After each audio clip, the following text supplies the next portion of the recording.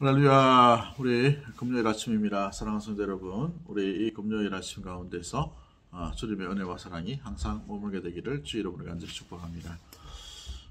무엇보다도 우리 욥기가 상당히 길죠. 고난이 긴 게 욥기를 통해서도 알 수 있는 것을 보게 됩니다.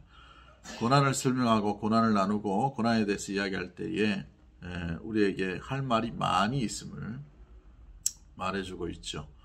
욥을 통해서 우리가 알 수 있는 것은 고난의 깊이가 당하는 사람에게 있어서 모질게 아프고 또 시간도 길어지고 또 무엇보다도 말할 수 없는 아픔과 고통이 뒤따른다는 것을 말해주고 있는 것이죠. 욥기도 그것을 그대로 있는 그대로 설명해주고 또 말하고 있는 것을 보게 됩니다.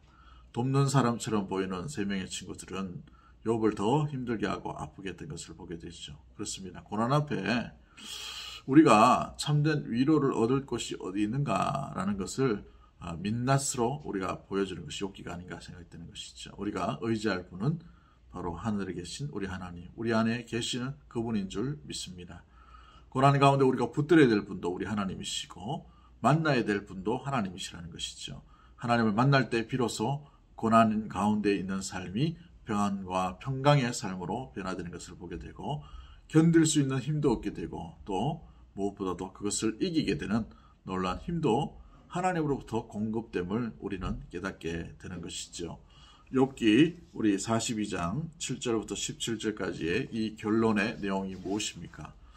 하나님께서 욥을 인정하시고 온전히 다시 회복시켜 주신다는 그러한 놀라운 복으로 결론과 마무리되어 가는 것을 보게 되죠. 자칫 잘못하면 하나님께서 욥을 다시 회복시켜 주시는 해피엔딩처럼 동화에 나오는 그런 결말과 같은 이야기를 우리가 꿈꿀 수가 있습니다. 그러나 우리가 이 욥기를 통해서 42장을 통해 우리가 알 수 있는 것은 무엇입니까? 진실로 하나님을 만나고 진실로 하나님 앞에 하나님의 모습과 하나님의 위대하심과 하나님의 존재를 우리가 경험하게 되면 우리가 모두가 다 죄인임을 고백할 수밖에 없고 우리가 우리의 의를 내세울 수 없는 존재임을 우리는 고백할 수밖에 없는 것이죠. 그로 말미암아 우리가 하나님 앞에 그 의 앞에 죄인임을 고백하는 회개와 또 주님 앞에 겸손한 모습들을 나아갈 수밖에 없음을 말해주고 있는 것 가운데 있습니다.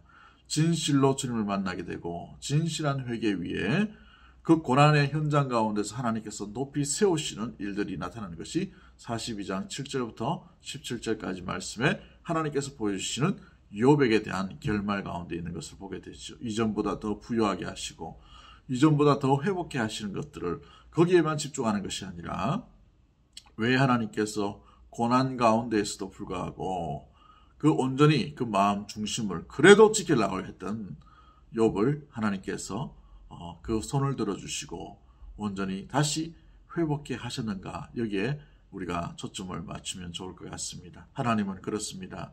하나님은 겸손 가운데에 그 고난의 현장 가운데서 그럼에도 불구하고 하나님을 의지하고 붙들려고 하는 그 심령, 그 노력, 그 수고, 그 사랑, 그 헌신, 그 견딤, 그 인내 가운데에 주목하고 계시고 보고 계신다는 것이죠.